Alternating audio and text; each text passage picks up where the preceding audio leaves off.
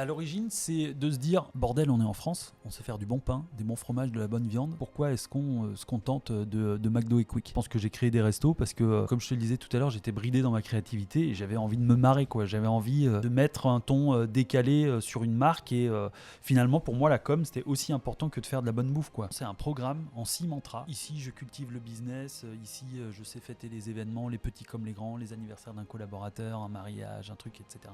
Et il y a une valeur qui est extrêmement importante pour moi. Ici, je cultive mon côté décalé et ma différence. Je me suis dit, prenons le contre-pied, donc dans la ville des mers, faisons un truc autour de papa. Et puis, c'est facile d'aller dire, je vais manger chez papa. Et la connotation chez papa a toujours quelque chose de très généreux, etc. En orbite. S'élever et apprendre pour faire la différence.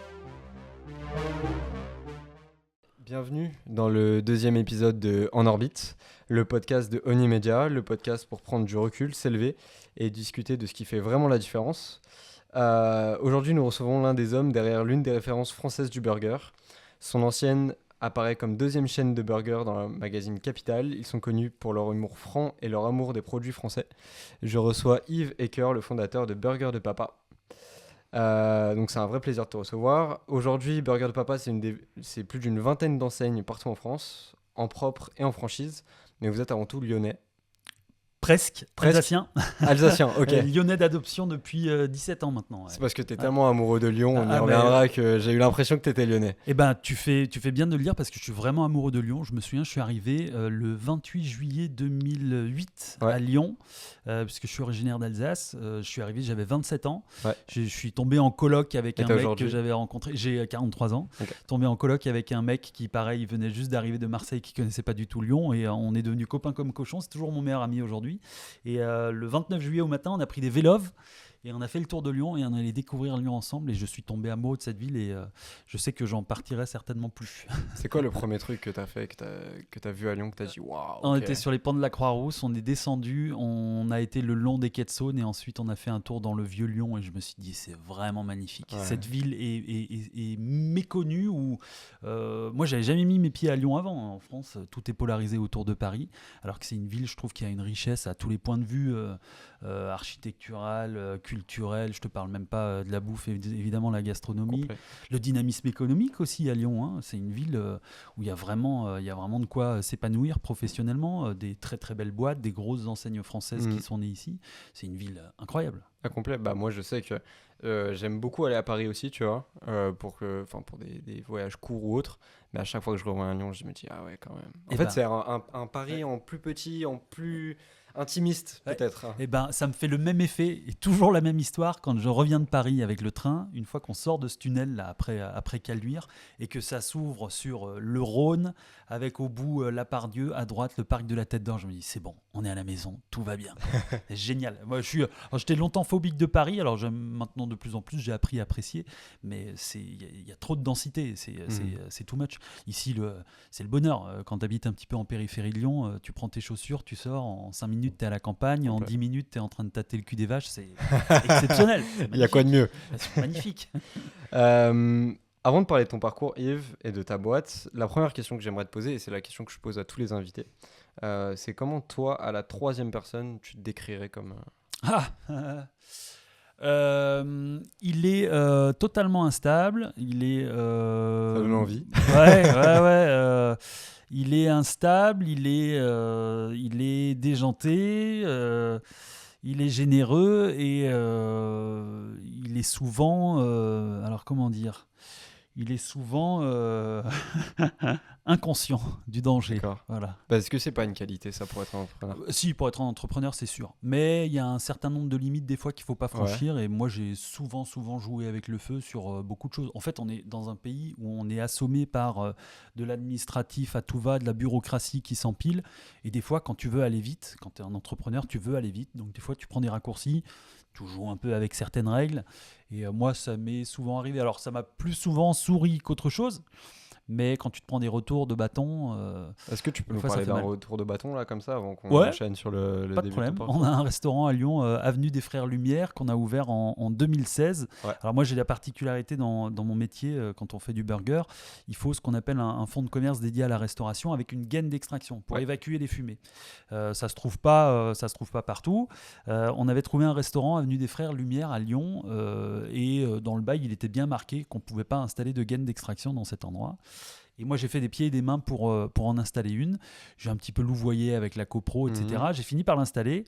Et 10 ans après, j'ai été rattrapé par la patrouille avec la copro qui s'est réveillée en me disant « Mais attendez, ce que vous avez installé là, vous n'aviez Ouais. pas le droit. » Et là, je suis obligé de déposer les gaines d'extraction. Mais bon, j'ai gagné 10 ans. Ouais. Euh, Donc fermeture du restaurant ou, alors, on va switcher, on en profite pour switcher sur un nouveau concept qu'on est en train de créer. Là, je suis peut-être un peu en train de spoiler le truc, mais ok, ouais, bon, on y reviendra. Ok. ouais, cette histoire de gaine d'extraction, le fait d'avoir joué avec le feu, va marquer la mort, malheureusement, de ce restaurant. Mais bon, j'ai pris le risque et puis pour le coup, j'ai réussi à bénéficier pendant 10 ans d'une situation dont j'aurais pas dû bénéficier. J'ai pu ouvrir un restaurant sur une belle artère à Lyon et, Carrément, ouais. et voilà. Donc oui, des fois, il faut savoir jouer et je fais ça un peu tous les jours. Bah, ça a l'air de se réussir en tout cas. Pas Bon, toujours. avant de parler du reste, les recherches que j'ai faites, c'était surtout sur ton LinkedIn, on va pas se mentir. Ouais. Sur ton LinkedIn, tu restes assez discret sur tout ce qui est études et ce que tu as fait avant Burger de Papa. Ouais.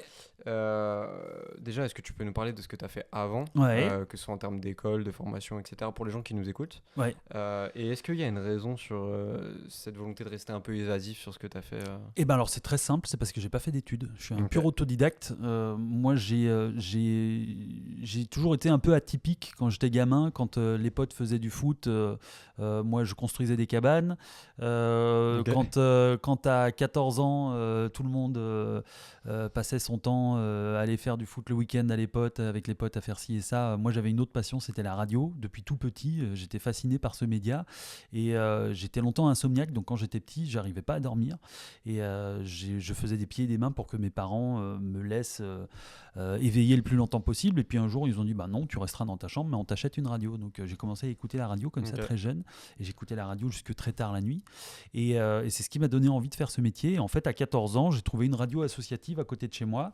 Et tous les samedis, je prenais ma petite mobilette pour aller faire de la radio associative. Magnifique. Ouais, et ensuite, j'ai eu mon bac, mais un bac STT, compta gestion. C'était un truc. Ok. Où est-ce pour qu'il a les, pu t'aider pour le. Oh, même Pas pas, vraiment. j'ai aucune notion. C'était pour Ok. les mecs qui arrivaient pas à avancer en filière générale, quoi. Moi, j'ai toujours eu des facilités, mais à partir de la seconde où il a fallu travailler, là, j'étais complètement largué. Et du coup, je me suis orienté dans cette espèce de voie de garage. Ensuite, j'ai lamentablement foiré ma fac d'anglais pendant 2 ans. J'ai essayé de faire une fac d'anglais, j'ai tout foiré parce qu'en parallèle, je faisais de la radio et je voulais percer dans le monde de la radio. Et j'avais un autre rêve qui était de devenir guitariste-chanteur dans un groupe de rock. Et puis, j'ai eu la chance d'avoir les deux. J'ai eu un groupe de rock en parallèle et on Magnifique. a tourné comme ça pendant 9 ans dans vrai quasiment toute l'Europe. Ouais, Ok. ouais, on a signé chez Warner, on a fait 2 albums.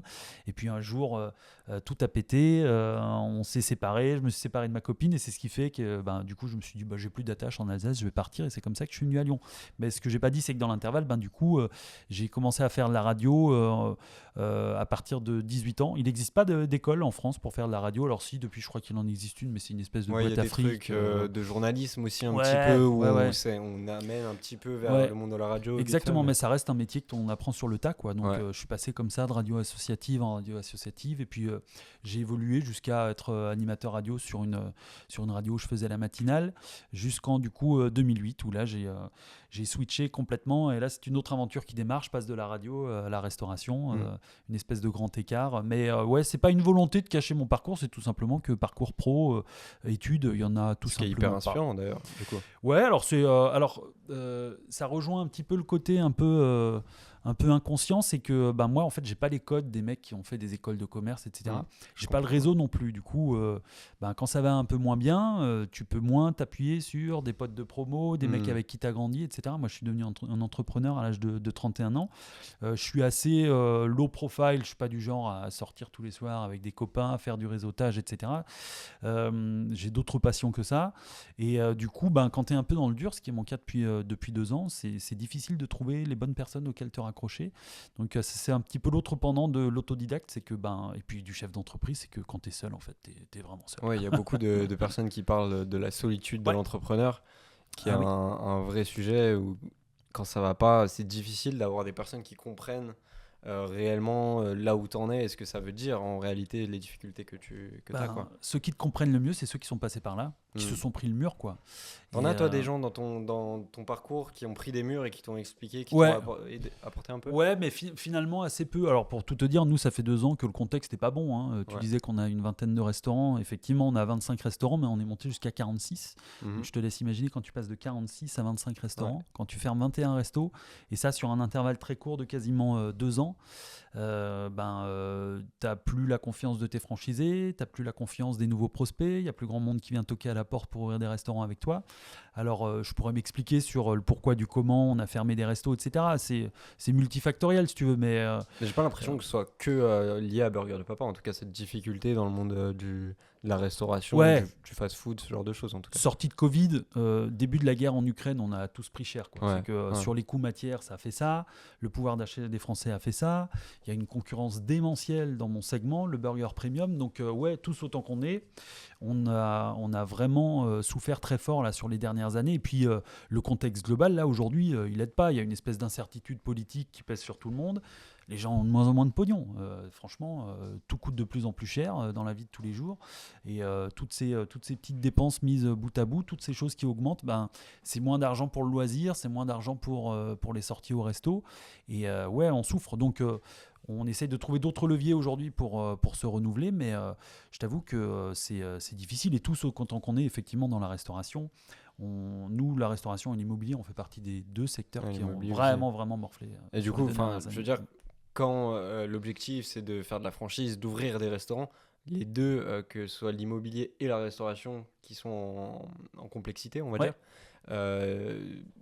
doivent s'accorder pour trouver des nouveaux locaux, des nouveaux restaurants à ouvrir, et là où c'est vachement complexe, quoi. Si seulement, ce serait super. Parce qu'effectivement, tu as raison, on se tient, l'immobilier et la restauration, nous on ouvre que des restaurants à partir du moment où on a le bon spot. Mais le bon spot, c'est le bon emplacement, avec une autre équation importante, c'est le bon loyer. Et ça aujourd'hui, les bailleurs sont tous encore sur des niveaux de loyer stratosphériques. On nous propose tout le temps, tous les jours, des agents immo nous proposent des très beaux emplacements, numéro 1, etc., sur des bons volumes, ce qu'il nous faudrait. Mais une fois que tu fais tourner ton BP et que tu mets tes loyers là-dedans, ça tient plus debout en fait. Donc on a des bailleurs, mais tous qui sont vraiment là, encore plus les bailleurs de centre co. On est dans des centre co, on a quelques restaurants en centre co, dont un à Lyon où le niveau de loyer tous les mois c'est presque le prix d'une belle bagnole si tu veux, ou pas loin. Tu te dis jusqu'où est-ce qu'on va, quoi. Donc la première semaine du mois, on bosse pour le bailleur, quoi. Et une fois que tu mets tout ça bout à bout, tu comprends pourquoi il y a de plus en plus de locaux vacants dans les centres co, pourquoi il y en a de plus en plus aussi en centre-ville. Et les bailleurs sont tous encore avec des têtes comme ça et qui font pas dégonfler le truc. En plus, tu rajoutes à ça les taux d'intérêt aujourd'hui qui sont de l'ordre de 3, 4%. Quand on empruntait il y a encore 2 ou 3 ans à 1%, le coût de la dette il est plus élevé. Donc nos business models sont de plus en plus contraints et c'est de plus en plus difficile de gagner de l'argent dans la restauration. Complètement. Il y a une question qui est liée, qui me vient vis-à-vis de ça, mais on y reviendra un petit peu après quand on parlera de Burger de Papa et la vie plus actuelle. Tu disais que tu as fait le grand écart entre restauration et le monde de la radio. Ouais. Pourquoi, comment? Quand j'étais étudiant, donc je reviens quelques années en arrière, quand j'étais à Strasbourg, quand je suis arrivé, quand j'ai fait ma fac d'anglais, en parallèle je faisais de la musique et de la radio, et puis surtout il fallait payer le loyer, quoi. Et mes parents, moi je suis issu d'un milieu très modeste, mes parents me donnaient 100 € par mois et le reste je devais me débrouiller, donc j'avais pas d'autre choix que de trouver un boulot. Et j'étais livreur de pizza, donc c'était ma première connexion avec le monde de la restauration. J'avais trouvé ça super sympa, donc j'étais plus épanoui quand je livrais des pizzas sur ma mobilette que quand j'étais à la fac. Et les rares fois où j'étais à la fac, j'allais manger le midi dans un truc qui s'appelait le Made in France, qui faisait ce qu'ils appelaient, je te parle de ça, on est en 2000, Je sais pas quel âge t'avais en 2000, mais Je suis pas né. voilà, affaire réglée. Merci pour le coup de vieux. Excuse-moi. Bah moi en 2000, quand t'étais pas encore né, je mangeais ce qu'ils appelaient des hamburgers à la française. C'est une boîte qui s'appelait Made in France, qui existe d'ailleurs toujours encore, mais qui a du mal à survivre, qui fait des sandwichs dans une espèce de baguette, qui cuisait la viande devant toi, tu choisissais ton fromage, du brie, de lait d'âme, je m'en souviens encore, du Munster, 3 crudités et une sauce maison au choix. Et ça, tu te cassais le bide, c'était tellement bon. Et je me suis toujours dit, les mecs appellent ça burger à la française, sauf qu'ils font ça dans une demi-baguette. Ils ne servent même pas de frites avec. Ils faisaient que du takeaway, que de la vente à emporter. Et l'univers était zéro market, quoi. Il y avait zéro Tu sens marketing. un potentiel, mais c'est pas bien exploité. Il était énorme. Ouais. Franchement, il était énorme parce que le produit, il était délicieux. Tu y retournais sans arrêt. Moi, toutes les personnes à qui j'ai fait découvrir ce truc, 20 ans après, t'en parles encore, quoi. Donc, c'était pour moi l'ancêtre du burger à la française. Et je m'étais toujours dit que c'est bien dommage de ne pas emmener ce concept plus loin, de ne pas le faire dans un vrai resto avec dans du pain rond, parce que le burger, c'est dans un pain rond, etc. Donc, en 2013, l'idée s'est faite comme ça. J'ai toujours aimé faire à manger. Et puis, en 2013, un soir, je tombe sur un reportage sur M6 Capital sur le boom du burger en France, et je découvre une enseigne qui s'appelle Big Fernand, qui est aujourd'hui le pionnier et toujours le leader sur le segment. Et je vois ce reportage, je me dis mais c'est pas possible, c'est mon idée. J'ai cette idée depuis 10 ans, j'en parle autour de moi. Un jour j'ouvrirai un resto, et là je me suis dit porte tes couilles, vas-y, cette fois-ci tu y vas, quoi. Et en parallèle, j'en avais un peu marre de mon métier, la radio, c'est bon, j'avais fait le tour, ça faisait 12 ans. Toi qui étais passionné, c'est quoi qui a fait que tu avais fait le tour, qui t'a fait perdre cette petite flamme? C'est le problème de la passion, c'est qu'à un moment donné, on aime, et c'est ce que disait Françoise Sagan, c'est quoi l'amour? On aime, et puis un jour on n'aime plus. Je saurais pas te dire. Fais le tour du truc, une espèce de plafond de verre, aussi l'envie d'entreprendre. J'avais très très très envie d'être mon propre patron. Je supportais plus d'avoir des N+1. J'ai trouvé tous plus cons les uns que les autres. J'avais l'impression de ne pas être écouté, qu'on me donnait pas la liberté de m'exprimer. Je suis très créatif et j'avais toujours envie de mettre ma créativité au profit de mon métier. Je me suis toujours trouvé bridé dans la radio. J'allais souvent trop loin dans ce que je faisais, dans ce que je disais à l'antenne. Donc je me faisais toujours un petit peu reprendre, parce que j'ai une espèce de forme parler comme ça assez naturelle. Il fallait être très lisse, arrondi, etc. Donc je sortais un petit peu trop du carcan, et du coup l'envie d'être son propre chef d'entreprise, et puis de voir ce truc à la télé où je me dis putain mais c'était mon idée, j'ai claqué madame dès le lendemain, le lundi matin, et je suis parti en recherche d'un fonds de commerce la même semaine. J'ai trouvé un fonds de commerce le jeudi, on a fait une proposition le vendredi matin et ça a été accepté le vendredi soir, et ensuite il a fallu trouver un financement bancaire, et alors là mon ami, là ça a été la croix et la bannière, là. Toutes les banques lyonnaises qu'on est allé voir nous ont claqué la porte au nez, et j'ai trouvé une banque en Alsace dont je suis originaire qui a financé mon premier restaurant à Lyon, c'est te dire, tu vois. D'accord. Donc ça a été un parcours du combattant, mais voilà un peu l'explication, c'est cette passion pour la bouffe, pour la bonne bouffe, parce que aussi à l'époque, faut pas oublier qu'en 2013, quand j'ouvre mon premier restaurant, Burger King n'est pas encore de retour en France. Quand tu veux te manger un burger en France, t'as McDo, t'as Quick, et c'est à peu près tout. Les brasseries font pas encore, comme la plupart des burgers à la française, il n'y a pas encore d'enseigne vraiment spécialisée. Quand j'ai fait mon premier BP que j'ai présenté en banque à l'été 2013 à Lyon, donc il y a 15 ans en arrière, j'avais recensé 7 restaurants qui faisaient du burger premium à Lyon. Aujourd'hui, je pense qu'il y en a 200, 300 sur le Grand Lyon. C'est énorme, c'est énorme. Et du coup, tu te manges là. C'est le truc que je voulais aborder tout à l'heure, tu vois, quand tu parles de rechercher des fonds de commerce ou même de vouloir s'installer, etc. Le souci maintenant aussi, c'est que tu te prends la concurrence des personnes qui font pas forcément du burger à la française. T'as les McDo, les Burger King qui ont beaucoup plus de moyens, avec des franchisés qui sont plus sûrs quand ils prennent une franchise McDo ou Burger King, et t'en as énormément qui se sont lancés sur le même segment que toi. Et donc, c'est vachement compliqué de trouver ton... Et donc, le bailleur, tu vois, qui veut pas baisser ses prix, se dit, bon, de toute façon, un McDo, un jour, il prendra. Pas que les McDo, même les bons indépendants ou les mauvais indépendants, souvent, t'en as qui s'engagent sur des niveaux de loyer assez incroyables. On avait comme ça un fonds de commerce en ligne de mire à Boulogne, à côté de Paris, un très beau fonds de commerce, plutôt bien placé, mais le loyer était à 120 000 euros par an. 120 000 euros par an, c'est 10 000 euros par mois. commence déjà à faire beaucoup d'argent, quoi. Là, il faut en vendre du burger. On a fait tourner nos BP, on n'y serait pas arrivé, donc on a passé la main, on n'y est même pas allé. Et il y a une autre chaîne de burgers, une petite chaîne de burgers, qui a fait une proposition pour ce local, parce qu'il le voulait absolument, pas à 120 000, mais à 140 000 euros. Donc là, tu te dis, mais les gars, bon, ils ont tenu évidemment qu'un an là-dedans, quoi. Mais si tu voyais, franchement, le nombre de restos aujourd'hui qui ouvrent, qui ferment, le premier problème en général, c'est la qualité du mec qui l'exploite, évidemment. Mais le deuxième souci, c'est le point de rentabilité, et souvent à cause du loyer, parce qu'on est sur des niveaux de loyer aujourd'hui, sur des beaux emplacements en centre-ville à Lyon. Moi, je les ai vus faire, hein, les bailleurs. Hein. Chut, les loyers, ça ne fait que ça, quoi. On a un restaurant rue de la République à Lyon. Rue de la République, c'est une sacrée histoire. Moi, je n'ai pas de souci à parler d'argent. Quand moi, j'ai repris ce restaurant, il y avait historiquement une boulangerie là-dedans. Rue de l'Arrêt, c'est un petit peu les Champs-Élysées de Lyon, pour ceux qui ne connaissent pas. Et j'imagine que dans ton podcast, il y a des gens un peu de tous les horizons qui vont nous suivre. Rue de l'Arrêt, nous, on nous a proposé ce local, et ils avaient payé ce qu'on appelle une clause d'éviction au précédent locataire. Donc le boulanger ancestral qui était là depuis 20 ans, pendant des années, ils ont voulu lui faire un chèque pour le sortir.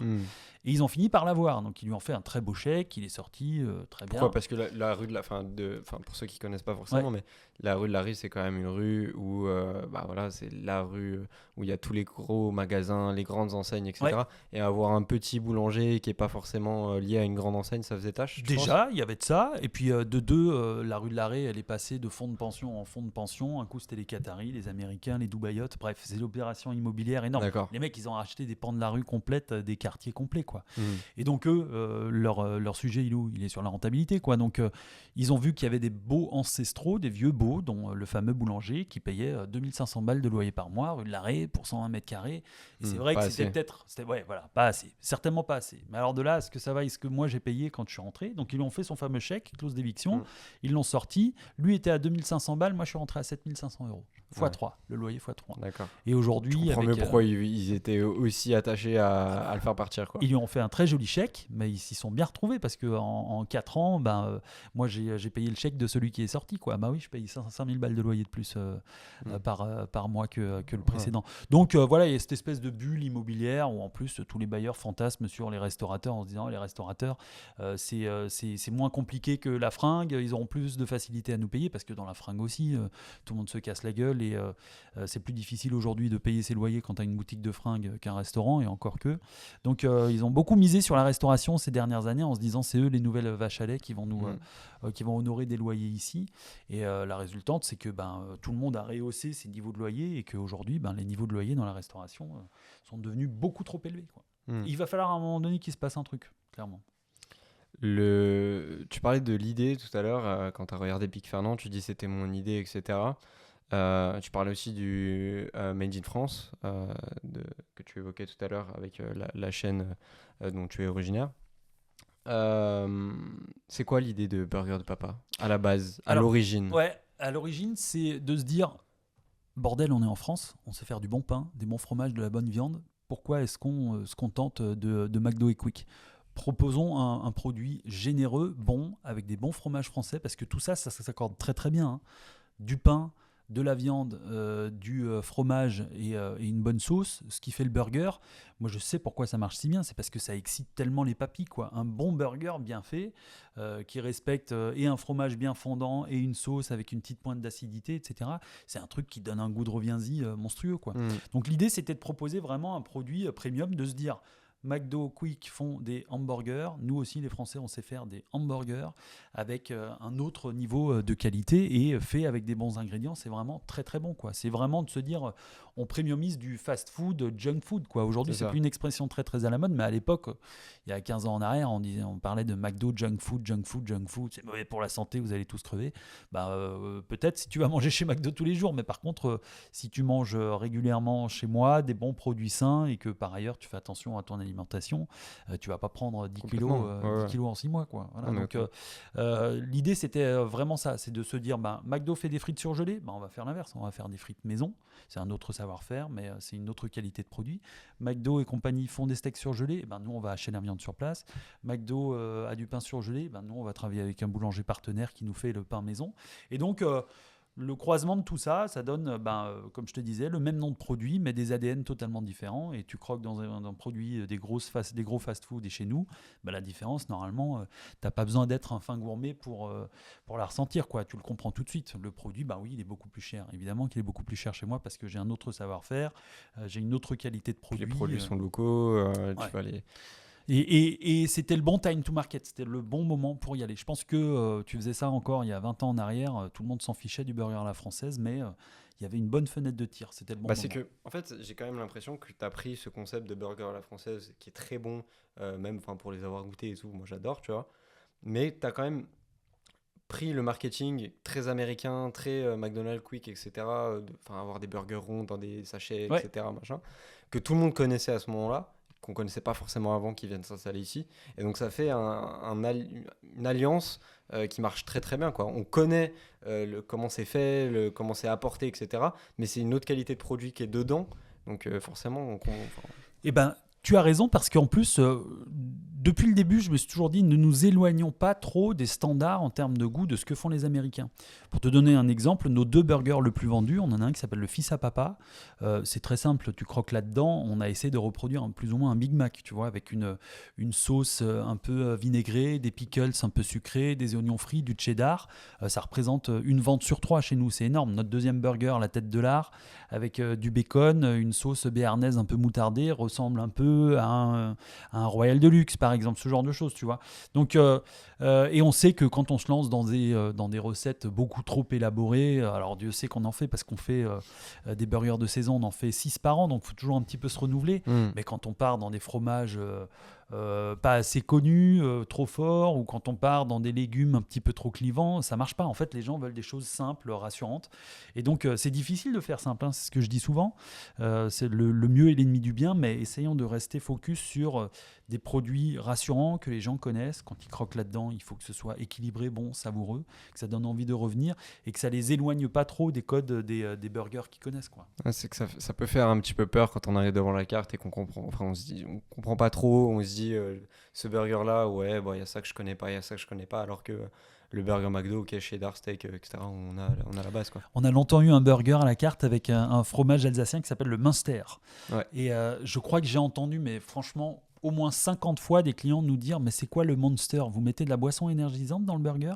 Monster, ça s'écrit comme le Monster, sauf que c'est pas un O, c'est un U. Et le nombre de gens qui ne connaissaient pas ce fromage, c'est là que je me suis dit en fait c'est déjà trop élitiste ça, si tu veux. À partir du moment où tu sors du cheddar, de la raclette, même de mettre du camembert qui est le fromage préféré des Français, quand tu commences à mettre ça dans un burger, ça va être clivant. Tu vas jamais en vendre autant que quand tu mets du cheddar, quoi. Donc faut faire des choses simples, mais en même temps avec du cheddar, de la raclette et d'autres fromages, on peut s'amuser avec du bleu, par exemple. On lance un burger avec le bleu, on sait que ça marche assez bien, mais faut pas mélanger ça avec tout et n'importe quoi. Le bleu avec de la tomate, ça ne marche pas. C'est ça aussi, des fois je vois des enseignes concurrentes, des plus petits sur le marché, qui sont très bien marketés, des jolis spots, des beaux restaurants où ils ont mis la gomme sur l'agencement, la direction artistique, etc. Machin. Mais à la fin des fins, quand les recettes sont pas bonnes, parce que c'est un vrai savoir-faire, hein, nous on sort pas une recette comme ça sur un coin de table. Ah tiens, si je te mettais tel fromage et telle crudité, c'est du boulot, hein, c'est du tasting, c'est là la sauce elle est pas assez piquante, il faut rajouter ci et ça. On travaille avec un saucier, avec qui on fait des allers-retours. Modifie-nous cette recette, là il faudra rajouter un petit peu plus de vinaigre, un peu plus de paprika, ce genre de choses. C'est un boulot de dingue, quoi. Et il y en a certaines fois qui oublient que le cœur même du métier, c'est de proposer de la bonne bouffe. Tu les feras venir la première fois les gens parce que ton local est beau, etc. Machin, instagrammable, tout ce que tu veux. Tu les fais revenir une deuxième fois seulement si c'est bon, hein. Oui, c'est vrai. C'est souvent enfin, moi, ça me fait penser à un truc, c'est t'as de plus en plus de créateurs de contenu, de youtubeurs, de grosses personnalités qui veulent se lancer dans le burger parce que ça fait sympa, etc. Et du coup, il y a beaucoup leur personal branding qui vient prendre. Les restaurants sont sympas, les logos sont sympas, les noms sont sympas. Surtout le visage qu'il y a dessus est sympa, mais du coup les burgers sont peut-être un peu moins quali. C'est ça l'avis que tu as de... Pourquoi Chabal fait des burgers, par exemple? Sébastien Chabal s'est associé, je le cite, moi, je connais pas ce type, il y en a énormément de toute façon, des youtubeurs, des twitchers. J'ai dit mais les gars, arrêtez. Alors effectivement, le nom attire. Tu associes la personne à un burger qui ira peut-être une première fois. Alors je dis ça, je ne veux pas en dire du mal, je ne les ai pas goûtés les burgers, mais ouais, tout ça c'est des concurrents en plus. Et en général, c'est vraiment des feux de paille, quoi. C'est que ça crée du buzz sur le coup. Les mecs y vont et puis derrière ils y retournent pas parce que c'est pas bon. Après il y a quelques exceptions, par exemple Pepe Chicken qui marche très bien et que j'adore moi. Voilà, Ouais. pour le coup mais qui vient très c'est quand même un influenceur qui vient du monde de la cuisine de base, donc qui avait des appétences dans ce milieu-là. Complètement, et qui fait des très bons produits avec une sauce qui a un marqueur vraiment très, et qui très fait fort. Du poulet premium là aussi pour le coup, à la différence de KFC qui est un peu plus dans la junk food. On a des jeux dans cette émission pour essayer de dynamiser un peu tout ça parce qu'on discute mais on oublie de jouer. il faut mettre un peu de dynamisme. Le premier jeu, il est adapté un peu à toi. On va essayer de créer ton burger idéal. Je vais te faire 2 propositions à chaque fois. Tu me dis ce que tu préfères et si tu pourrais l'ajouter à la carte à la fin. Allez, allons-y. Pour le pain, tu préfères le pain brioché moelleux ou du pain classique bien toasté? Ah, c'est déjà dur. Allez, brioché. À chaque fois, essaie de nous donner un peu ce que tu préfères sur les... Ouais, brioché parce qu'en fait, dans le burger, ce qui fonctionne, c'est petite saturation de sucre, saturation de graisse, du sel et l'acidité de la sauce. C'est ça qui va t'exciter les papilles. Donc, le sucre dans le pain, c'est vraiment pas mal. Ok. Au niveau de la viande, du bœuf saignant ou du poulet croustillant? Je sais que tu fais les deux à Burger de Papa. Alors, tu vas être très étonné. Moi, je suis végétarien. Donc, ce sera ni l'un ni l'autre. ce sera une galette. Alors, qu'est-ce que tu mets dans ton burger? Une galette de légumes. Ce ne sera pas un substitut de viande. Ce ne sera pas du poulet reconstitué. Ce ne sera pas un simili carné. Parce que je trouve que ces produits sont complètement débiles, ont des empreintes carbone de mongoliens et en plus sont pas bons. Quand tu prends du soja et qu'à la fin tu arrives quasiment à faire du poulet avec, tu te dis oh les gars, vous êtes passés par quelles étapes pour faire ça? Et après vous voulez me vendre ça comme un truc un peu green, etc. Non, ce serait une galette de légumes. J'ai longtemps fait une galette de légumes maison avec pommes de terre, carottes, oignons, ail. Ce serait celle-là, tu vois, à la place du poulet et du bœuf, parce que ça se marie avec plein de choses. Parce que vous avez du coup un burger végétarien à Burger de Papa? Nous en fait tous les burgers, ça c'est un truc qu'on a mis à la carte il y a 3 ans. Tous les burgers, tu choisis ta protéine. C'est-à-dire que le fameux burger le plus vendu, le fils à papa, tu peux l'avoir en version bœuf, en version poulet et en version végétarienne. Et le poulet, sur la dernière année, ça a fait ça, quoi. Le taux de conversion, en gros aujourd'hui on a 80%, j'ai la stat en tête parce que j'ai fait l'intégration aujourd'hui avec une nouvelle et on a regardé les chiffres. Même moi j'ai halluciné. Il connaît toutes les stats. Ah, j'ai halluciné. 80% de nos burgers sont des burgers au bœuf. C'était encore 90% il y a 2 ans en arrière. 15% des burgers au poulet et 5% des burgers végétariens. La stat végétarienne, elle n'a jamais bougé. Ça oscille entre 4 et 5, mais on n'a jamais percé davantage. D'accord. L'ingrédient surprise. Du coup, tu me prends un peu au dépourvu parce que je t'avais proposé galette de pommes de terre ou bacon grillé. Donc j'imagine qu'on va partir sur la galette. Galette de pommes de terre, Même si le bacon, ça fonctionne terriblement bien dans le burger. Moi j'adore le bacon. C'est le petit peps. Oui. Mais très à l'américaine du coup. Ah bah complètement. Vous arrivez à faire du bacon un peu made in France ou quoi? Alors chez nous toutes les viandes sont françaises et pour que tu aies vraiment ce croustillant tel qu'on le connaît, en fait il faut déjà que les tranches soient extrêmement fines. Il faut que ce soit un produit très gras parce que il faut que la plaque soit très chaude, que le gras devienne bien fondant et ensuite croustillant. Donc il ne faut pas le saisir trop longtemps et puis surtout il ne faut pas le faire minute parce que sinon ça reste un petit peu du chewing-gum. Donc il faut bien le faire prendre bien cramé pour que les sucres collent bien à la plancha. Et puis ensuite tu le réserves un petit peu et là quand il devient tout dur comme ça là c'est une petite friandise. Tu vois, je mange plus de viande. Tout le monde doit vouloir faire des burgers après ton émission. Je mange plus de viande mais l'odeur du bacon, ça c'est encore un truc je pourrais des fois en manger. Ok, d'accord. Pour le fromage, on partirait sur du cheddar bien coulant ou du bleu qui pique un peu? Du bleu qui pique. Parce que le cheddar trop vu, j'ai l'habitude de dire que c'est le fromage pour les gens qui aiment pas le fromage en fait. D'accord. On en revient. C'est vrai, je suis pas d'accord. Voilà, tu vois, on en revient toujours à cette histoire de simplicité. En fait, le cheddar, il apporte de la couleur, un petit peu de mâche, mais il n'a pas un goût clivant. J'ai jamais rencontré quelqu'un me dire ah le cheddar c'est trop fort pour moi. Non. Par contre le bleu, oui, ça peut être trop fort pour certains. Par contre le bleu dans les burgers, avec grand plaisir. On y va. Faudrait que je goûte le tien. Parce que les sauces, on pourra pas tout mettre avec du bleu. Ok, j'espère que je t'ai préparé des sauces qui vont. On va voir avec le bleu. La première, j'ai difficilement fait plus classique avec la sauce barbecue fumée. Ouais, marche pas du tout avec le bleu. Et la deuxième, je l'espère, sauce curry mangue. Marche pas du tout avec le bleu. Aïe, C'est le aïe, problème aïe, du aïe. bleu là. Mais qu'est-ce que tu mettrais alors, toi? Avec le bleu, t'as pas 36 solutions. En fait, le bleu, ça prend déjà tellement le goût qu'il faut quelque chose d'un petit peu, un peu neutre. Curry avec le bleu, ça marche pas. Curry mangue, c'est très bon, mais ça marche avec plein d'autres choses, mais pas avec le bleu. Là, pour le coup, j'ai pris le fromage le plus complexe. Ce qui peut bien marcher avec du bleu, ça va être une mayonnaise avec de l'ail, par exemple, une mayonnaise à l'ail. Ça peut bien marcher. La moutarde, ça marche pas. Ouais, je te dirais ni l'un ni l'autre là pour le Partons coup. sur la mayonnaise alors. Mayonnaise. On voit que je suis À pas un l'ail. expert. Hein. Ouais. Je suis pas sûr de le mettre à la carte ton burger là. Hein. Sur les ingrédients Ouais. un petit peu what the fuck, cornichons sucrés ou œuf coulant sur le burger. Œuf coulant et bleu, ça marche très très bien. Mais encore une fois, parce que le pickle sucré, c'est ce qu'on a nous, les fameux cornichons un peu sucrés, saumurés là dans un petit peu d'estragon et du vinaigre blanc. C'est très très bon, mais ça va pas marcher avec le bleu. Ouais. C'est terrible. Ouais. Pour l'accompagnement, tu partirais sur des frites, la classique, Ouais. ou des rondelles d'oignons frits. Ah, j'aime pas du tout ces trucs. C'est vrai? Ah, j'aime pas. Bah, on part sur le Les classique. frites. Allez, Évidemment, très bien. les frites, le combo parfait. Le nom de ton burger? Ah, bah tiens, alors je vais te spoiler. Là, on lance un burger au bleu justement Ok. la semaine prochaine.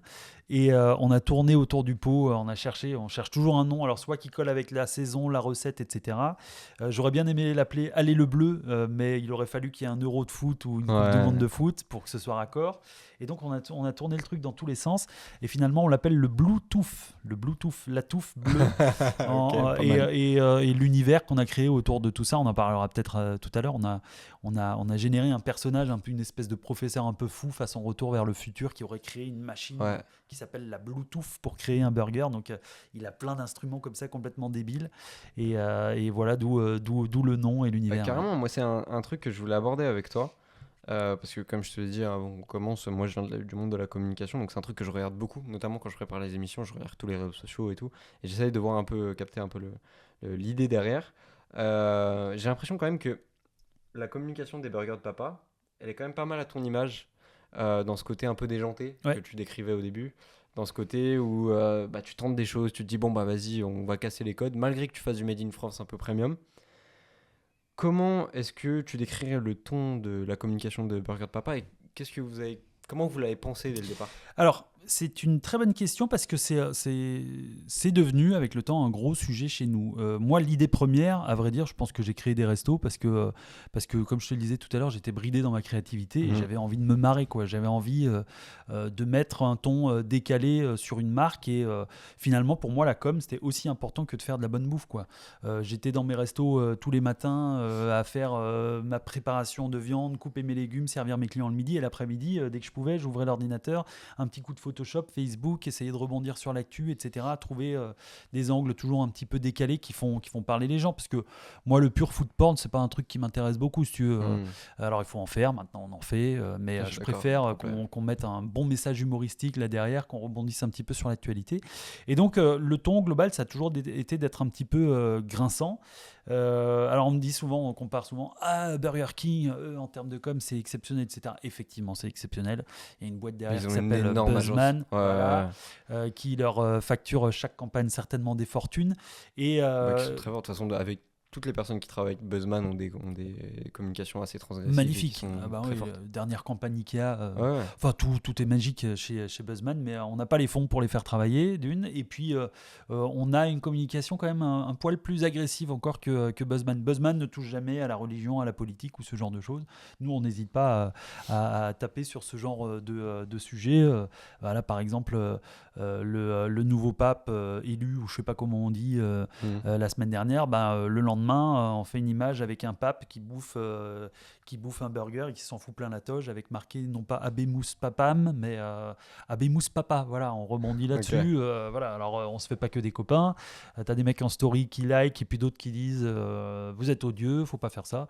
Bah si, il faut faire. Tant qu'on va pas en prison à cause de ça, on a le droit, quoi. On a le droit de s'exprimer librement. Surtout que sur la communication, la clivance, c'est quand même un axe qui est à prendre dans une certaine mesure, sans aller dans l'extrême non plus, mais ça vous permet d'avoir une vraie personnalité, quoi. Complètement. Quand on pense burger de papa, on se dit pas, ouais, bon, ils font des burgers, quoi. Il faut que ce soit complètement. Il faut que ce soit catchy et il faut que ce soit la com est décalée, les noms des burgers sont décalés et je pense qu'on a un peu été les précurseurs là-dessus parce que depuis j'en ai vu plein dans la bouffe. Je ne vais pas me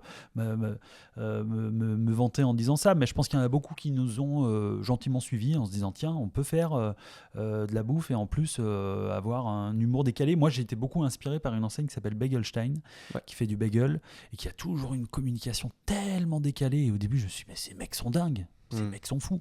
Et du coup, on a un peu suivi ce même sillon. Alors, je le dis en plus avec beaucoup d'amitié parce que Thierry Veil, qui a créé Bagelstein, est devenu une connaissance, presque un ami. J'aime beaucoup Thierry. Et eux aussi se sont attirés les foudres des fois de communautés parce qu'ils étaient sur des messages des fois un petit peu clivants. C'est marrant parce que Thierry, on en parlait l'année dernière.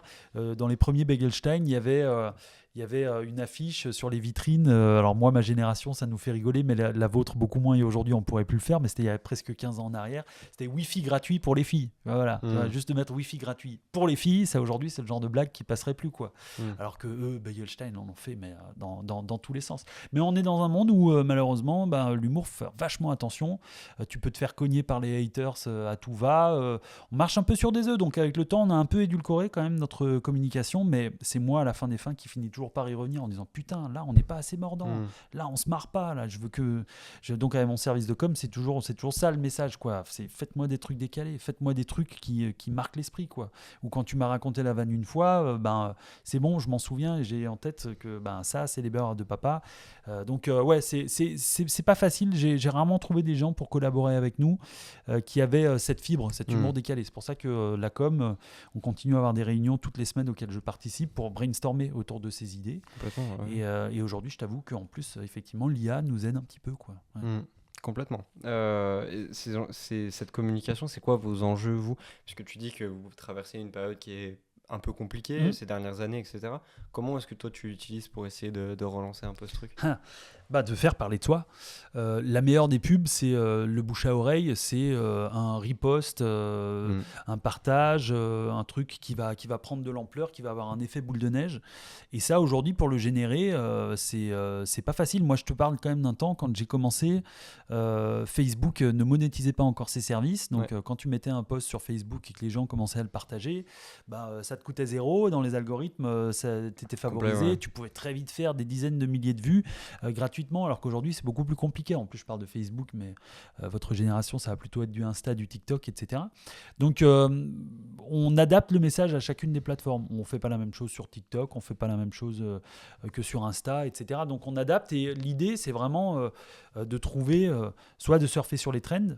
Mon Dieu, qu'est-ce que c'est difficile. Moi, je commence à devenir largué avec ces conneries. Hein. J'ai 43 ans, donc... Qui, en plus, n'est pas toujours c'est pas toujours la meilleure idée, parce qu'une trend, quand on la voit, elle est déjà un petit peu passée. C'est le risque d'être sur le descendant de la vague, quoi. Absolument. Comme ces derniers jours, ces dernières semaines, les fameux starter packs là, que tu avais peut-être vu sur LinkedIn, où tout le monde se faisait son petit starter pack. Que j'ai pas partagé. Je crois qu'on l'a tous ma fait. chérie, mais je l'ai pas partagé. On l'a tous fait dans notre coin, et certains l'ont posté, mais il fallait le faire pendant 2 jours, quoi. Au bout du troisième, tu étais déjà ringard. C'est ça qui est incroyable, c'est que les modes sont devenues tellement courtes et tellement fortes.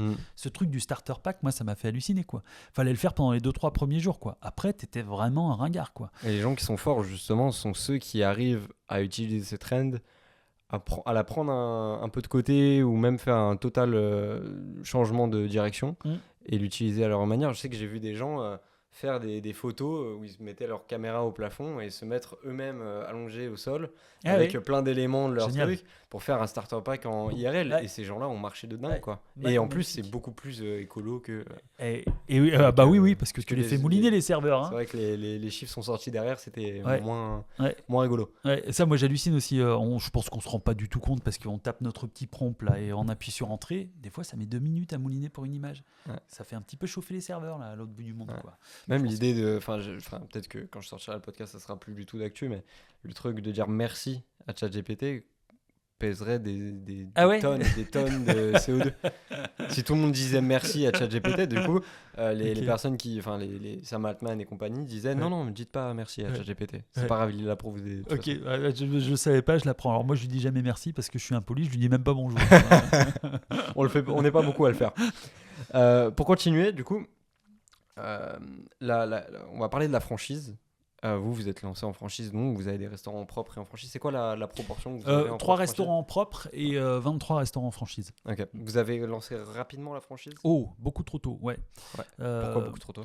Parce que mon premier restaurant, je l'ouvre fin 2013 et le premier franchisé ouvre en janvier 2015, 18 mois après D'accord. l'ouverture du premier resto.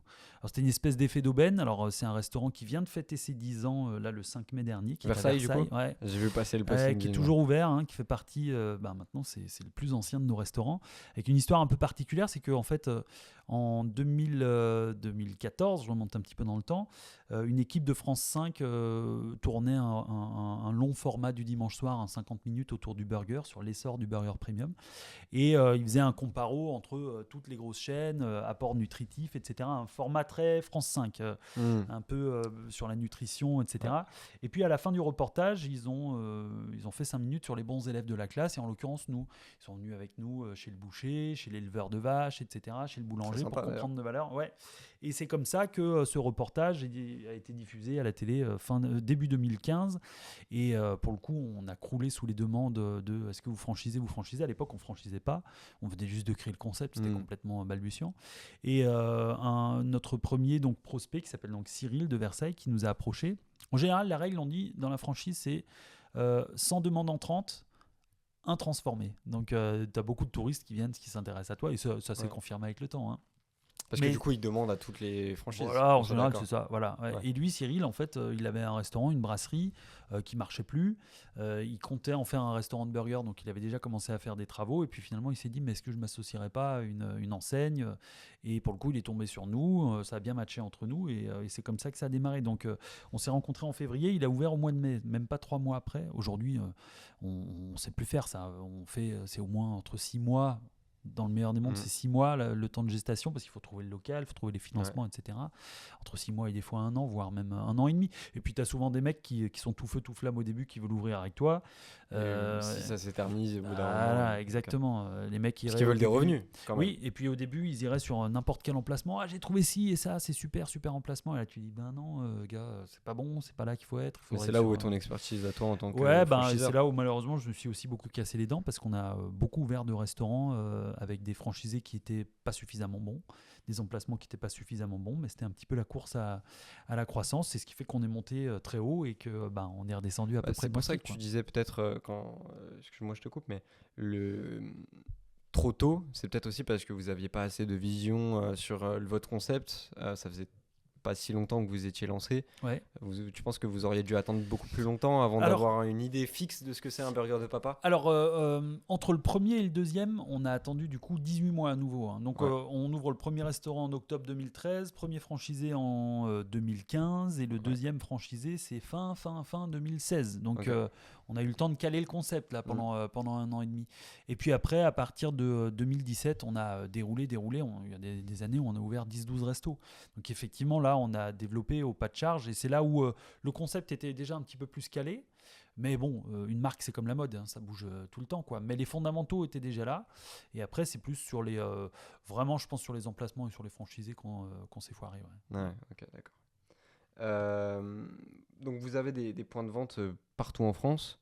Est-ce qu'il y en a, j'imagine que tu vas te dire que tu les adores parce que c'est tes petits bébés, mais dont tu es particulièrement fier, que ce soit dans l'emplacement, dans l'histoire, même la relation avec le franchisé que tu as pu avoir? Ouais, déjà, il y a celui de la rue de l'Arrêt à Lyon, parce que la rue de l'Arrêt, le jour où j'ai ouvert un restaurant rue de la République à Lyon, je me suis dit, ça claque quand même. Et puis on le loupe pas en plus. Ouais, donc ça, c'est un très bel emplacement. Quand tu as un McDo en face de chez toi, un Quick en face de chez toi et un KFC à ta droite, tu dis bon, t'es un peu dans le triangle d'or. Celui de Lyon Confluence aussi, qui est détenu en propre. Je suis particulièrement fier de ce resto. Et puis à tout jamais le premier, Versailles, parce que avec ce premier franchisé, je te laisse imaginer, moi j'étais restaurateur depuis à peine 1 an. Lui, il a 10 ans de plus que moi. Ça faisait déjà 10 ans qu'il roulait sa bosse dans la restauration. Il avait plus de choses à m'apprendre que l'inverse. Donc, on a eu un début de relation qui a été très, très, très complexe. On se cherchait des poux sur tout. Ça a été courrier d'avocat sur courrier d'avocat dans les deux sens. Et puis un jour, c'est lui qui, très intelligemment, était en vacances au même endroit que moi. Et il m'a dit, bah tiens, est-ce qu'on se ferait pas un resto ensemble ? Et je n'étais pas super chaud pour. Et puis finalement, on s'est fait un resto. Et puis là, Puis vous avez racheté le resto, du coup. non, parce que c'était un très beau restaurant en Corse. Mais c'est comme ça qu'on s'est rapprochés et que depuis, on est vraiment devenus amis. On s'est mieux compris. Donc lui, Cyril a tout jamais le premier et une très grande fierté. Parce que putain, c'est pas rien pour un franchisé d'être le premier, quoi. Ouais. Tu te lances aux côtés d'un mec qui vient juste de créer son concept. Il faut croire en lui, il faut croire dans l'histoire. Exactement, sa capacité à se renouveler parce qu'il a essuyé les plâtres. Évidemment, on lance 10 produits, on en a 7 qui ne fonctionnent pas et 3 qui marchent. C'est un peu la règle. Alors aujourd'hui, maintenant, on a un SaaS. C'est que avant de lancer des nouveaux produits, des nouveaux process, on a un restaurant école, un restaurant. Dans mes restaurants, on teste tout ça. Donc, il y a moins de casse à l'arrivée. Mais lui, il a essuyé des plâtres, mais 1000 fois avec nous. 1000 fois. C'est beau de toujours l'avoir. Ouais. Sur le profil franchisé, parce que j'imagine que, voilà, même s'il y en a certains qui ont fermé, mais tu es toujours dans la volonté de faire grandir, d'aller en chercher l'autre. C'est quoi qui fait pour toi un bon franchisé ? C'est beaucoup de choses. La première, c'est sa capacité à respecter les règles, à pas vouloir toujours réinventer la roue. On a eu des fois... Quel concept d'une franchise en plus. Absolument, mais tout le monde l'a pas bien saisi. On a souvent eu des mecs qui sont venus nous voir, qui étaient intéressés pour une franchise, mais qui n'avaient même pas encore mis l'orteil dans le concept, qui disaient ouais, mais sauf que moi dans mon resto, le bleu c'est pas trop ma couleur, je préférais qu'on mette ça en jaune, etc. Et, oh copain.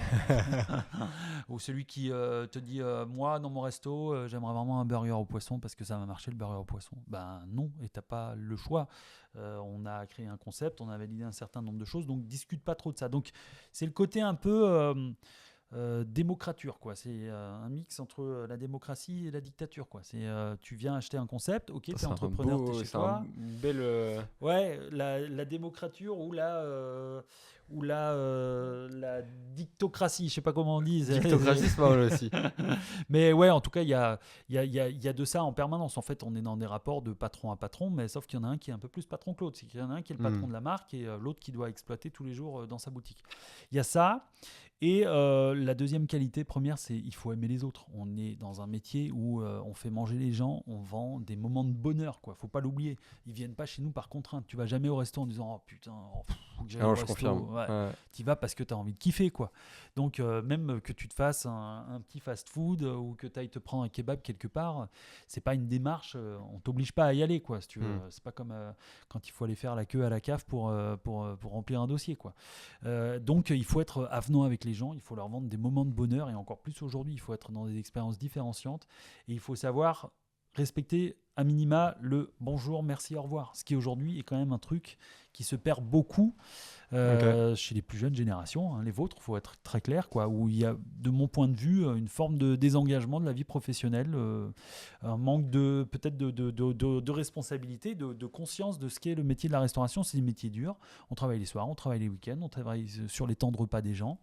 Et on est là pour servir des repas, des choses que les gens achètent et qu'ils achètent cher. Quand ils achètent un truc cher, ils veulent le bon niveau d'expérience en face. Et donc, le relationnel client, il est super important. Nous, on a des franchisés qui sont sur des très bons emplacements, mais qui ne performent pas parce que ils sont pas suffisamment bons dans leur relation clientèle, quoi. Mais sur cet aspect-là, tu vois, tu parles des jeunes générations, etc.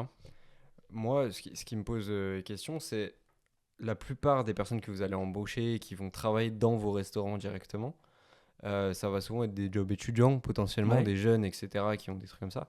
Comment est-ce que vous arrivez à embarquer ces jeunes-là qui sont là juste pour dire bon bah j'ai mes études et j'essaye de faire de l'argent à côté et qui n'ont pas forcément cette idée de dire bon mon job étudiant de toute façon ça va être un job étudiant, j'ai pas envie de me donner à fond, etc. Comment est-ce que tu arrives à embarquer ces gens-là ? On a tout essayé. On les a longtemps un peu plus payés qu'au McDo et compagnie. On a des parcours de formation avec un formateur, avec certains niveaux de diplôme. où ils sont qualifiés. On a mis en place l'employé du mois dans tous les restaurants, où tous les mois, il y a des goodies faits sur mesure, des trucs c'est une belle initiative, en vrai. Ouais, on offre des chèques cadeaux à certains, on met en place des challenges, on voulait mettre en place la cooptation, c'est-à-dire que tu ramènes quelqu'un de ton entourage qui vient bosser chez les burgers de papa, et ben tu as une prime à son arrivée, et tu as une prime 6 mois après s'il est encore là. On a tout essayé. Ça, par exemple, la cooptation, ça n'a jamais marché. Ce qui marche, c'est de valoriser les gens déjà humainement, c'est d'être sympa, bienveillant, d'être à l'écoute de ses salariés. Alors, c'est pas donné à tout le monde tout le temps. Des fois, tu en as qui sont juste pas d'une nature à vouloir partager, qui sont tout simplement là dans un job alimentaire et qui voient ça comme si s'ils bossaient à la poste, ce serait pareil pour eux, quoi. Donc là, peut-être erreur de casting des fois de notre part, mais je t'avoue que des fois, on se contente de peu, parce qu'on a de moins en moins aussi de gens qui veulent s'orienter vers ces métiers, même pour du job étudiant, quoi. Et c'est vrai que c'est des métiers difficiles et on peut difficilement mieux payer les gens aujourd'hui, nous, parce que nos marges de manœuvre, elles sont très restreintes. Peu importe, les jobs étudiants de toute façon sont généralement, même pour des boîtes qui sont beaucoup plus des multinationales ou autres, payent difficilement beaucoup plus que vous, j'imagine. Alors, nous, on a quand même une certaine fierté dans tout ça, c'est qu'on a quelques anciens salariés qui sont devenus franchisés, et ça, pour le coup, c'est nos meilleurs franchisés. Ouais. Je pense à un type qui s'appelle JS, Jean-Sébastien, il est rentré chez nous, il était même pas majeur, je crois, et aujourd'hui, il est franchisé, il a 2 restaurants à Toulouse et à côté de Toulouse, et ça, c'est ma plus grande fierté, parce que ce mec-là, il a bossé pour moi pendant 5 ans, et puis un jour, il m'a dit, je voudrais devenir chef d'entreprise, et je voudrais que ce soit avec toi, et on a continué à travailler, on continue à travailler ensemble, et c'est un mec qui performe, qui bosse très très dur dans son resto. Donc on a quelques très belles histoires comme ça aussi, mais évidemment c'est un peu marginal, quoi. Les ambitions avec Burger de Papa, là maintenant, je te dis pas le fameux dans 5 ans tu te vois où, mais où est-ce que vous voulez aller un peu pour le futur? Eh ben, j'aimerais bien être très très optimiste. Mais c'est pas facile en ce moment. Moi, il y a un truc que je trouve extrêmement important quand on est entrepreneur, c'est qu'il faut savoir regarder la réalité en face. Sur LinkedIn, tu as des mecs qui passent leur temps à te faire croire qu'ils sont les plus beaux, les plus forts, les plus experts dans leur domaine et que leur boîte roule sur l'or. 6 mois après, ils sont au tapis et puis là, ça fanfaronne un petit peu moins fort. Moi, je pense qu'il faut être extrêmement humble dans ce métier et il faut savoir reconnaître que dans la restauration, aujourd'hui, c'est difficile et que personne n'a de boule de cristal pour savoir où ça nous mène. Moi, ce que je vois, c'est que le segment du burger, on est, comme dirait Nicolas, mon directeur d'enseigne, on est dans l'épreuve des poteaux de Koh-Lanta. Là, c'est le dernier qui est debout qui gagnera. Donc, on se bat pour être les derniers debout. Donc, où est-ce que je nous vois dans les prochains mois? C'est un réseau qui est stabilisé autour de 25 restaurants. On y est à peu près aujourd'hui. Je sais qu'on va encore perdre 1 ou 2 dans la bataille, mais je sais que les concurrents vont aussi en perdre et ça fait partie du truc là aujourd'hui. Relancer du développement sur les burgers de papa, c'est pas facile parce que il y a moins de demandes entrantes aujourd'hui, parce que le secteur, le marché est saturé et je pense qu'il faut attendre que cette vague d'écrémage passe avant de se dire tiens, on va redévelopper différemment, cibler les bons emplacements, les bons franchisés, comme je te disais tout à l'heure. Donc tout ça, ça va mettre du temps à se mettre en place. Là, on est dans une espèce de phase un peu attentiste, comme dans beaucoup de domaines. On attend un peu que la vague passe et surtout, pour continuer à rester debout, il faut lancer la machine à inno tout le temps. Il faut innover, lancer des nouveaux produits. Tu me parlais d'un projet tout à l'heure autour du piment, peut-être? Non, pas du tout. Non. Okay. C'est tout simplement une nouvelle enseigne qu'on est en train de créer. On va faire avec un produit que les Français mangent tous les jours ou pas loin, un des produits préférés des Français. On va faire à peu près la même chose que sur le burger. On va premiumiser un produit et on va se servir de beaucoup de choses qu'on utilise déjà très bien dans le burger, des sauces, du bon pain, un certain savoir-faire, et on lance ça d'ici le mois de septembre sur un premier proto. Ouais. Ok, trop intéressant. Sur Lyon, du coup? Sur Lyon, ouais, toujours dans la restauration, avec les personnes de mon acheteur, mon directeur d'enseigne, notre directeur artistique, un cabinet d'archi aussi avec qui on bosse depuis quelques années. Donc la famille Burger de Papa est quand même bien derrière, quoi. Ouais. En fait, ce qu'on sait faire, nous, on sait acheter, on sait créer des recettes, on sait aménager des restaurants, on sait créer des concepts. Enfin, on a su créer un concept. Pourquoi est-ce qu'on ne reproduirait pas ça avec un deuxième? En tout cas, on y travaille et on va essayer de lancer. Alors, pour l'instant, restons très modestes. On lance un premier proto, on voit si ça marche. Et puis derrière, si ça marche, ça va peut-être étoffer notre portefeuille de marque et on pourra proposer à nos franchisés d'ouvrir un burger de papa, mais aussi un autre restaurant. Alors, j'ai le nom, tu vois, je vais encore rien dire parce que tout ça est encore un petit peu vert et tout n'est pas encore sorti du chapeau, mais c'est pour septembre. Ouais. Ok, trop bien. Je te souhaite que ça marche en tout cas. Je me le souhaite aussi. J'ai pas trop le choix pour tout te dire. Votre attachement à la France, ouais. Quand tu as un attachement aussi fort et quand tu t'appelles les burgers de papa et que tout ce que tu fais à l'intérieur c'est du made in France, est-ce que tu as une volonté un jour de t'exporter ou c'est quelque chose qui est inimaginable pour toi? Inimaginable. C'est du domaine du fantasme absolu. Cette question, on nous l'a posée 1000 fois. Pourquoi vous n'ouvrirez pas à l'étranger, etc. La réalité, c'est que le burger gourmet à la française, il est attendu nulle part ailleurs qu'en France. Tu vas en Belgique, pays francophone, ils ont déjà des habitudes alimentaires différentes que les nôtres. Il faudrait réadapter toute la carte. Tu vas en Allemagne, le burger premium, ils en ont rien à carrer. Si tu t'adaptes à tous les pays, tu perds l'essence même de ce que c'est. Et puis ça demande une force financière monstrueuse. Imaginons, allez, demain on ouvre un restaurant à Bruxelles. Tu cèdes une master franchise à un type qui va tout faire en local. Il faudra certainement réfléchir une grosse partie du sourcing. Nous, effectivement, on met en avant toutes nos viandes sont françaises. Là, il faudrait toutes nos viandes sont belges. Donc, il faut réfléchir tout ça. Tout ça pour ouvrir peut-être dans un premier temps un premier resto, parce que tu as un master franchisé qui va se lancer d'abord peut-être sur un resto. Alors, il va peut-être t'acheter toute la Belgique et il va te dire qu'il va en ouvrir 10 en 5 ans. Mais la réalité, c'est qu'il va en ouvrir un la première année, peut-être un deuxième la troisième année si ça marche. Ouais. Donc tout ça, c'est une débauche d'énergie énorme. Donc ce qui va te reverser derrière en royalties, c'est ce que te coûtera le coût du dev. Il faut adapter les cartes, adapter les recettes, les fournisseurs. C'est un boulot énorme. Alors évidemment, ça fait rêver tout le monde. Nous, on a un resto par exemple à La Réunion. À La Réunion, à 12 000 km d'ici, 11 500 km d'ici, on a un restaurant. Mais bon, ça reste la France. Ouais. Mais il y a des habitudes alimentaires quand même qui sont différentes. Que vous avez adapté on a adapté. L'île, du coup. Ouais. On a adapté aussi parce que c'est une île et ils sont très tributaires des importations. Je te donne un exemple. Nous, dans nos burgers, on ne met pas de salade classique, on met de la roquette. La roquette à La Réunion, elle coûte 10 fois plus cher qu'ici. Donc là-bas, on fait de la salade. Okay. Voilà, donc on a retwisté un certain nombre de recettes pour s'adapter aux contraintes locales. Et rien que ça, avec un resto à 11 000 km de chez toi, c'est un boulot de dingue. Alors c'est super parce qu'on peut y aller une fois par an à La Réunion, c'est jamais désagréable, mais c'est quelque chose de très complexe. Donc non, la France est un super terrain de jeu, il y a suffisamment à faire. Et personne ne nous attend à l'international. Et encore plus quand tu t'appelles les burgers de papa, quoi. Ouais. Soit tu changes le nom, mais non, je pense qu'on n'intéresse absolument personne, quoi. Ouais. Ok. Toi, en tant qu'entrepreneur, tu disais, tu as fait le grand écart, radio, restauration. Est-ce que un jour, tu penses que tu aurais envie de te lancer dans d'autres projets que la restauration, dans d'autres choses? Je me suis beaucoup posé la question ces derniers temps. Est-ce que je serais capable de faire autre chose ?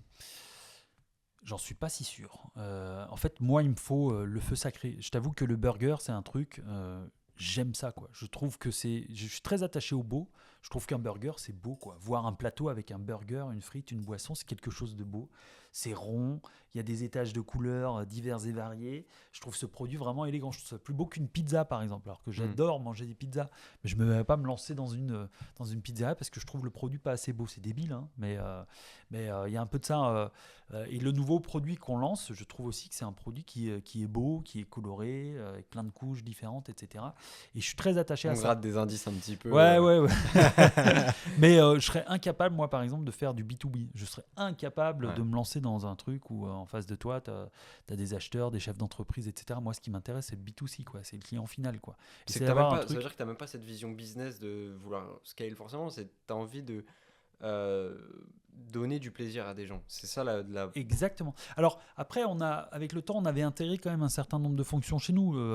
Un truc qui m'intéresse beaucoup, moi, l'immobilier, le bâtiment, j'adore faire des travaux, tout ça, ça m'a toujours beaucoup excité. On avait quand on était en pleine croissance, on avait internalisé une structure qui s'appelle l'atelier de papa, dans laquelle on avait un conducteur de travaux, un dessinateur, donc on dessinait tous les plans de nos restaurants, on faisait le suivi des travaux, donc on avait cette compétence aussi liée au bâtiment. C'était que c'était super, mais le jour où on a fait moins de burgers de papa, il a fallu commencer à chercher d'autres marchés. Ça m'intéressait plus du tout, quoi. On a fait une pizzeria pour Tartampion. On s'est rendu compte que ça demandait 2 fois plus de temps que le burger parce que nous, on avait un concept et on le déclinait. C'était assez facile, entre guillemets. Là, on recommençait from scratch avec d'autres clients que des gens qui ouvrent un burger de papa, donc qui étaient beaucoup plus exigeants ou beaucoup plus chiants, où on avait beaucoup plus de mal à comprendre. Ce B2B là ne m'intéresse pas du tout. Moi, si je devais me lancer encore dans autre chose, je sais que ce serait toujours et encore pour du B2C, parce que ce qui m'intéresse, c'est le client final, l'usager, quoi. Et ça, dans la restauration, il y a encore beaucoup de choses à faire. Mais peut-être qu'un jour, oui, autre chose m'intéressera, mais j'ai pas encore trouvé le truc qui me donne le feu sacré, quoi. On arrive sur la fin de l'émission. Avant ça, on va faire un deuxième et dernier petit jeu. C'est un jeu que je veux lancer avec tous les invités et c'est l'idée de... Tu disais que c'est difficile de faire simple. Ouais. Le jeu s'appelle le Newbie. C'est des questions qui pourraient être posées par des enfants. Ouais. Et donc essayer de répondre comme si j'avais 8 ans, que j'étais comme si j'étais ton enfant, ouais. typiquement. Et c'est les questions les plus difficiles qui existent. Justement, c'est pour ça que je m'en lance là-dessus. Pourquoi aller à Burger de Papa plutôt qu'à McDo ? Tout le monde va aller à McDo dans la cour de récré. C'est vrai. Et en plus, en venant chez moi, tu n'auras pas de jeu, mais tu auras des bonbons. C'est notre petit élément différenciant. Pourquoi aller chez moi ? Parce que ton palais sera un peu mieux éduqué qu'en allant chez McDo. Alors, ce sera peut-être un peu moins bon. Attends, je te parle comme un enfant, là, du coup. J'articule bien comme il faut. Ce sera peut-être un peu moins bon pour toi, un peu moins standardisé, mais avec le temps, tu regarderas peut-être dans le rétroviseur et quand tu auras 15 ans, tu te diras je suis content que mes parents m'aient emmené plutôt chez les burgers de papa que chez McDo parce que y avait des bons produits et que c'est quand même bien différenciant. C'est qui le papa dans le Burger de Papa ? À la base, c'était un personnage que j'avais dessiné, puisque dans le premier logo, j'aime beaucoup dessiner, on avait un personnage. C'était un bonhomme avec une moustache, avec une espèce de calot sur la tête, très américain, fast-food années 50, parce que j'adore tout ce qui est rétro et vintage. Donc à la base, c'était lui le papa. Et puis aussi, pourquoi les burgers de papa ? Parce que quand je suis arrivé à Lyon, j'étais très étonné de découvrir que c'est un peu la ville des mères. Il y avait la mère Richard, la mère Brasier. C'est une ville où j'avais l'impression que les femmes cuisinaient beaucoup et qu'il y avait très peu de choses tournées autour des hommes, alors même s'il y a Bocuse, etc. Mais je m'étais dit, prenons le revers de... Ce qui est rare d'ailleurs, que c'est souvent les femmes qui sont plus représentées que les hommes. Ouais, c'est clair, mais à la maison, par exemple, dans les foyers, c'est souvent plus souvent, je pense, les mamans qui font à manger que les papas. C'est pour ça, ouais. Alors que chez moi, c'est toujours moi qui ai fait à manger. Donc je me suis dit, prenons le contre-pied. Donc dans la ville des mères, faisons un truc autour de papa. Et puis c'est facile d'aller dire, je vais manger chez papa. Et la connotation chez papa, c'est toujours quelque chose de très généreux, etc. Mais à la base, le fameux papa, c'était un dessin que j'avais fait sur un coin de table pendant mes vacances au Kenya, je crois, en 2012. Voilà. Ok, putain, sacrément précis. Ouais. Si un jour ton enfant veut créer le taco de maman, tu dis quoi ? On a un fou à Saint-Étienne qui a créé les tacos de papa et qui a repris notre charte graphique, qui a repris notre typo, qui a repris nos couleurs. On lui a tiré un missile thermonucléaire sur le coin de la gueule, un courrier d'avocat. Il l'a fermé en 2 mois et s'il le faisait pas, j'allais lui casser les jambes. Donc, ok. Difficile de faire des tacos du coup. Ouais, faut pas se lancer dans le tacos. Non. Okay, plein d'autres choses, mais pas le tacos. Si je mets des frites dans mon burger, est-ce que c'est illégal ? C'est totalement illégal. C'est ce qu'on appelait, nous, quand j'étais plus jeune, les sandwichs américains. Quand on sortait de boîte à 4 du mat et qu'on était complètement sous, il y avait toujours un camion qui traînait sur les quais du Rhône qui faisait des Américains. Il te prenait du pain avec des steaks hachés, il foutait des frites là-dedans. C'était dégoûtant, mais à 4h du matin, avec la tête comme ça, tu rêvais que de ça. Donc, mais le lendemain matin, tu culpabilisais, quoi. Donc non, tu feras pas ça chez moi, interdit. Est-ce que tu manges encore des burgers ou t'es fatigué des burgers ? Je suis toujours encore passionné par les burgers et je vais te faire une confidence. Il m'arrive des fois, les rares fois où je mange de la viande, d'aller chez McDo ou BK pour goûter leurs nouveautés, leurs nouveaux produits. Parce que j'ai toujours trouvé qu'ils avaient une vraie expertise sur les sauces et que c'est quelque chose de vraiment puissant, la sauce dans le burger. Donc j'aime bien de temps en temps. Et puis il y a un truc chez McDo que j'avais toujours adoré, c'est les potatoes avec leur fameuse sauce creamy deluxe. Donc ça, je ne m'en lasse pas et je me suis un peu plus lassé des burgers de papa, je t'avoue, que des burgers des autres fast-food. Ouais. Pourquoi est-ce que quand je reçois mon burger, il est toujours écrasé dans la boîte ? Et comment? Ouais, le prochain mec, le prochain milliardaire, c'est le mec qui trouve la solution pour te livrer des frites chaudes et des burgers pas écrasés. Ouais. Alors ils sont toujours écrasés parce qu'ils sont emballés dans un papier et que si tu te fais livrer, le livreur Uber et Deliveroo, en général dans son sac, il a acheté ça comme une vieille paire de chaussettes.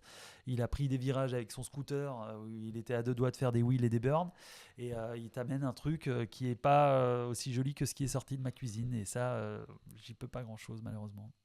Et maintenant, la dernière question, pourquoi les burgers c'est pas carré? Qu'est-ce que tu répondrais à ton fils s'il te demande ça? Oh putain. Alors j'aurais une explication, c'est parce que la viande, pour la faire sortir du hachoir, c'est beaucoup plus facile de la faire, de la faire rentrer dans un truc rond, parce qu'en fait quand la viande sort du hachoir, elle s'expanse dans une espèce de moule comme ça, et ça tu peux bien le faire sur quelque chose de rond, mais c'est impossible sur du carré. Tu parlerais du hachoir à ton fils? Ouais, je l'embrouillerais avec un truc technique, et après il va te brosser les dents, il va te toucher, et d'accord. Merde avec ton truc. Bonne idée. Non mais ce serait ça mon excuse. Ceci étant, Quick, qui est très très fort sur Lino, avait lancé les carrément bons avec des burgers carrés, avec des donuts aussi carrés, et j'avais trouvé que c'était un vrai coup de force, quoi. Ah bah carrément, tu te démarques très rapidement avec ça. La preuve, j'en parle à ce micro. Carrément. La dernière question, c'est pareil, une question qui est commune à tous les invités. Parce qu'il y a une valeur, moi, qui est très importante dans ce podcast, et c'est quelque chose que j'essaie de beaucoup retranscrire, c'est la culture de la différence. C'est quelque chose que tu as mis directement en avant quand tu disais que tu étais un petit peu atypique. Et souvent, c'est le lot de beaucoup d'entrepreneurs. Quelle place, plutôt, la culture de la différence, elle prend chez vous? Et qu'est-ce qui fait surtout que toi, Yves, tu as réussi à lancer les burgers de papa? Quelqu'un veut lancer les burgers de papa à ta place, il n'aurait pas réussi? Bonne question. On a dans nos restaurants un truc qui s'appelle la Papa Attitude qu'on a instauré il y a 2 ans. C'est un programme en 6 mantras. Ici, je cultive le business. Ici, je sais fêter les événements, les petits comme les grands, les anniversaires d'un collaborateur, un mariage, un truc, etc. Et il y a une valeur qui est extrêmement importante pour moi. Ici, je cultive mon côté décalé et ma différence. Et ça, c'est quelque chose de super important. Moi, j'ai viré dernièrement un mec sur un coin de table parce qu'il avait tenu des propos transphobes sur une salariée, qui pour le coup n'était même pas trans. Je déteste l'homophobie, je supporte pas le racisme. J'ai envie de cette mixité dans les gens qui m'entourent, que chacun accepte et cultive ses différences. Et c'est une valeur qui pour moi est vraiment essentielle parce que c'est ce qui fait que notre société doit continuer à tenir debout. C'est pas qu'on se fustige les uns les autres et qu'on cultive nos différences en se tirant dans les pattes. Moi, je crois beaucoup à la cohésion et à la diversité et à cultiver la diversité et à l'exploiter, en faire une force plutôt qu'une faiblesse. Et je crois que je me suis un petit peu perdu dans le fil de ma réponse. C'est très bien. Mais à la fin des fins, je pense que quand on a un esprit décalé comme le mien, c'est étouffant que de le mettre sous cloche et qu'il faut continuer à faire vivre ça parce que ça crée de la créativité, ça crée de l'émulation, ça crée de la discussion. Et moi, j'ai jamais été aussi bon que quand j'échange avec des collaborateurs, quand on fait du collectif, quand on croise les visions.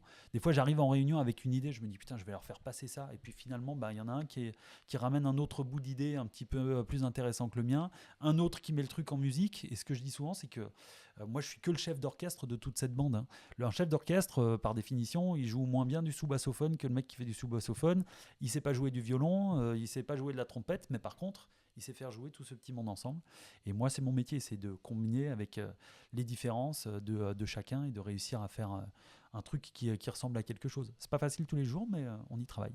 Message à toutes les personnes qui nous écoutent, ne pas mettre sous cloche sa créativité. Absolument. Et ce qui fait notre différence. Merci beaucoup, Yves. Merci à toi. C'était une super émission. On s'était mis d'accord pour un jeu concours. Absolument. Donc on fait gagner 5 menus duo grâce à toi chez Burger de Papa, ce qui ravira toutes les personnes qui vont écouter, surtout que là ça doit faire un peu plus d'1 heure qu'ils écoutent, ils ont envie d'aller manger et ils ont envie de se faire plaisir, donc on vous fait gagner tout ça. Merci beaucoup encore. Merci à toi. C'était un vrai plaisir partagé. Et maintenant je vais aller me tuer au burger. C'est tout ce que je vais faire. Merci mec. Merci.